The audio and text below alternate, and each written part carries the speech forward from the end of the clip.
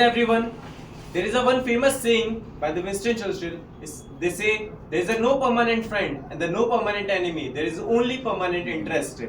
The whole world is work with this theory, but there is only one country who says Vasudev Kutumbakam. Jai Hind everyone. My today's lecture topic is India-US relationship. So India and US relationship are has overcoming develop his growth over the years let's discuss some factors. First one is the economical ties.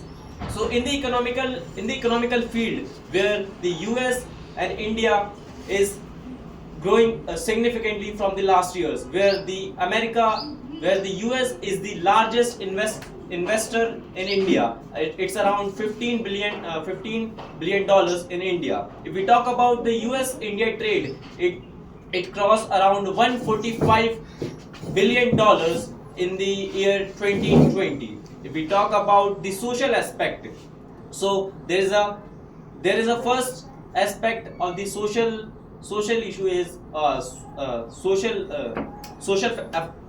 aspect is people to people ties, where the over 4 billion Indian origin people living in the US, which is itself is world largest Indian diaspora. Second one is the education. So US is the dream destiny of the so many Indian students, where currently there is a 2 lakh more than students are studying in the US.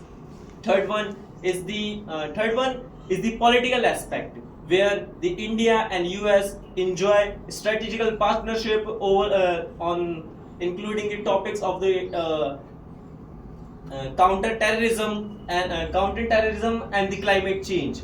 And the next one is the defense sector. If we talk about the defense sector, where the India and US, where the US is the largest defense defense ally of the India, where we from the last year, where we complete our 20 more than $20 million of the defense arms deal. And